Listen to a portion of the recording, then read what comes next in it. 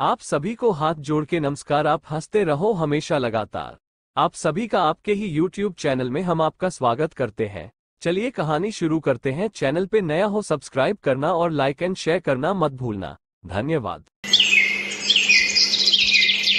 प्रभु श्री राम, माता सीता और लक्ष्मण वनवास के दौरान पंचवटी के सुंदर और घने वन में निवास कर रहे थे।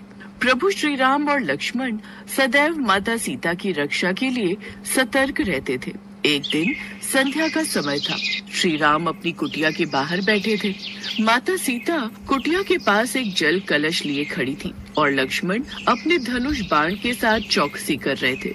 उसी समय सूपनखा नाम की एक मायावी राक्षसी एक सुंदर कन्या के रूप में माया रचकर उनके पास आई। प्रभु श्री राम को देखकर वो उनकी दिव्य आभा पर मुग्ध हो गई।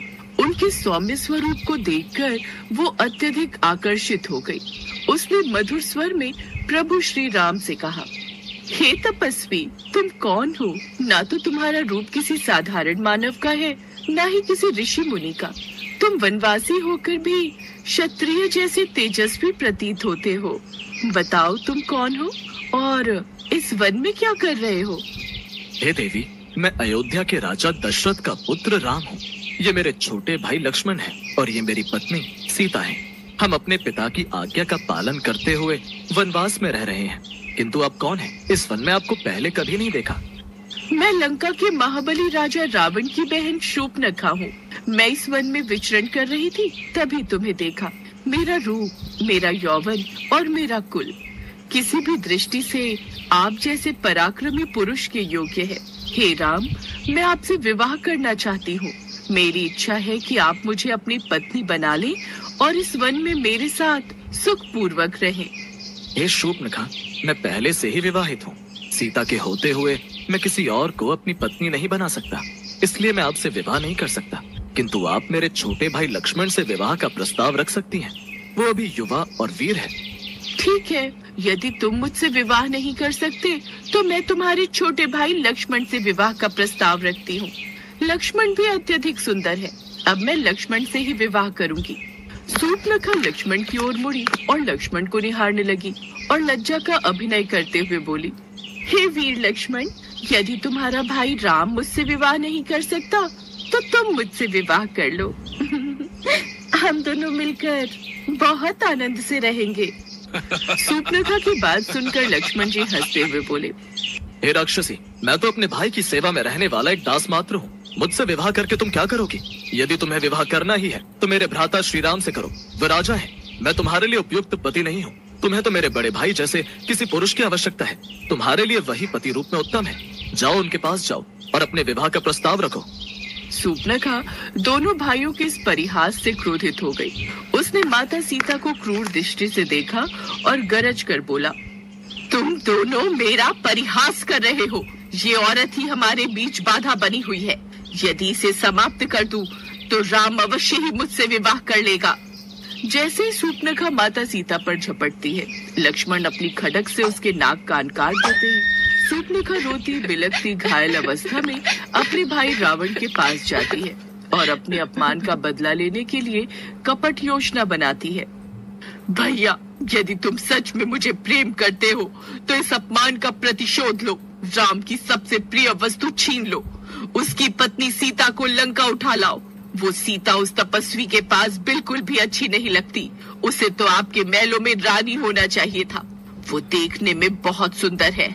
मैं चाहती हूँ कि आप सीता को अपनी रानी बनाओ।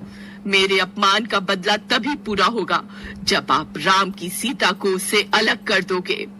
तो चिंता मत कर बहन, मैं सीता का हरण अवश्य करूंगा। मारीच को बुलाया जाए। सीता की सुंदरता की बात सुनकर रावण के मन में लालसा उत्पन्न हो जाती है और वो अपने मामा मारीच को एक कार्य सौंपता है। मारीच, तुम एक सोने के हिरण का रूप धारण करके पंचवटी जाओ और सीता को मोहित करो, जिससे राम स्वयं तुम्हें पकड़ने आए और मैं निर्भय होकर सीता का हरण कर सकूं। राजन, मैं ये कार्य नहीं कर सकता। राम कोई साधारण मानव नहीं है। वे साक्षात नारायण के अवतार हैं। उनके बाणों से मैं जीवित नहीं रहूंगा। यह अधर्म है राजन। आप इस विचार को मस्तिष्क से निकाल दीजिए। कृपया करके ऐसा विचार मन में मत लाइए। प्रभु श्री राम। मारीच, उसे श्री राम मत कहो और यदि तुमने मेरी आज्ञा का पालन नहीं किया तो मैं स्वयं तुम्हें यमलोक पहुंचा दूंगा। यदि मुझे मारना ही है तो स्वयं राम के हाथों मरना ही श्रेष्ठ है। मुझे आज्ञा दीजिए। मारीच अत्यंत सुंदर सोने के हिरण का रूप धारण करके वन में कुटिया के बिल्कुल समीप घूमने लगा।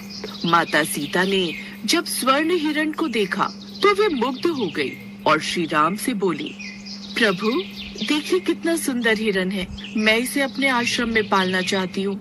कृपया इसे पकड़कर मेरे पास ले आइए। अरे कहाँ भाग गया? प्रभु जाइए ना, मुझे वह हिरण बहुत सुंदर लगा है, यही आसपास ही होगा। ठीक है सीते, मैं अभी जाता हूँ और उस स्वर्ण हिरण को पकड़ कर लाता हूँ। लक्ष्मण, मैं हिरण के पीछे जा रहा हूँ। तुम सीता का ख्याल रखना। मेरे आने तक तुम यहीं पहरा देना और कहीं भी मत जाना। जो आज्ञा भैया, आप निश्चिंत होकर जाइए। जब तक आप नहीं आएंगे मैं भाभी को अकेला छोड़कर कहीं नहीं जाऊंगा। मैं भाभी की सुरक्षा करूंगा। मारीच ने अपनी माया दिखाई और प्रभु श्री राम को आता देख वह वन में काफी दूर निकल गया। श्री राम धनुष बाण लिए हिरण के पीछे जा रहे थे। मारीच ने छल पूर्वक श्री राम की आवाज निकालकर पुकारा, लक्ष्मण, लक्ष्मण। ये तो कोई मायावी हिरण है। ये तो कोई राक्षस दिखाई देता है। अवश्य ही यह किसी खतरे का संकेत है। ये मेरे हाथों नहीं बचेगा। इसने हमारे साथ छल किया है। मुझे इसे दंड देना ही होगा। प्रभु श्री राम ने क्रोधित होकर हिरण पर बाण छोड़ दिया। मारीच अपने रूप में आ गया और परलोक सिधार गया। इधर माता सीता को भगवान श्री राम की चिंता होने लगी। वह घबरा गई। लक्ष्मण, क्या तुमने सुना? प्रभु संकट में है। शीघ्र जाओ और उनकी सहायता करो। वो तुम्हें पुकार रहे हैं। अवश्य ही वो किसी संकट में है। भाभी, भैया ने मुझे आज्ञा दी थी कि मैं आपको अकेला छोड़कर तब तक कहीं नहीं जाऊं जब तक वह वापस ना आ जाए। मैं आपको अकेला छोड़कर नहीं जाऊंगा भाभी। मैं भैया की आज्ञा का उल्लंघन नहीं कर सकता। लक्ष्मण, ये सब कहकर तुम मेरा अपमान कर रहे हो। कैसे भाई हो जो अपने भाई के संकट में पुकारने पर भी उनकी सहायता के लिए नहीं जाना चाहते? माता सीता के कटु वचन सुनकर लक्ष्मण जी दुखी हो गए। माता बस, मैं और कटु वचन नहीं सुन सकता। मैं जितना आदर भैया का करता हूँ उतना ही आदर आपका भी करता हूँ। मैं भैया के पास जा रहा हूँ, किंतु जाने से पहले मैं कुटिया के बाहर एक लक्ष्मण रेखा खींच रहा हूँ। कृपया करके आप इस लक्ष्मण रेखा को पार मत करना। कुटिया के भीतर ही रहना। यहाँ पर जंगली जानवर और राक्षसों का डेरा है। मैं नहीं चाहता कि आप किसी खतरे में पड़े। जब तक आप इस लक्ष्मण रेखा के भीतर रहेंगी कोई भी आपको किसी भी प्रकार की हानि नहीं पहुँचा पाएगा। बस आप इस लक्ष्मण रेखा के अंदर ही रहना भाभी।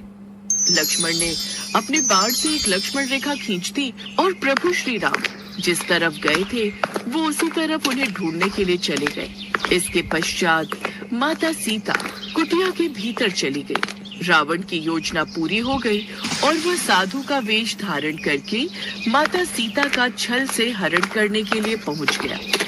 हे देवी, मैं एक साधु हूँ, मुझे भिक्षा दो। मुनिवर, कृपया यहीं खड़े रहकर भिक्षा ग्रहण करें। मैं बाहर नहीं आ सकती।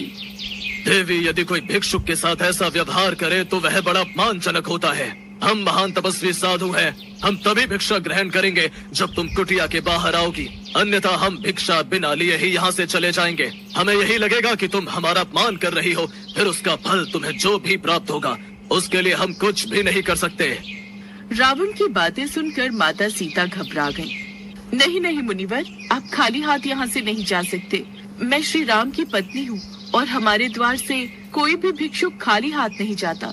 यदि मेरे पति को ये बात पता चलेगी कि हमारे द्वार से कोई भिक्षुक खाली हाथ गया है तो उन्हें भी दुख होगा। रुकिए, मैं भिक्षा लाती हूँ। माता सीता ने जैसे ही लक्ष्मण रेखा को पार किया, रावण तुरंत अपने असली रूप में आ गया। उसने माता सीता का हाथ पकड़ लिया और जोर जोर से हंसता हुआ उन्हें अपने साथ हरण करके ले गया। माता सीता चिल्लाती रही, मदद के लिए पुकारती रही, किंतु रावण उन्हें अपने पुष्पक विमान में आसमान के रास्ते लंका ले गया। रास्ते में जटायु ने उन्हें बचाने की बहुत चेष्टा की, किंतु रावण ने जटायु को भी मार गिराया। रावण को अंत में अपने पापों का फल भुगतना पड़ा।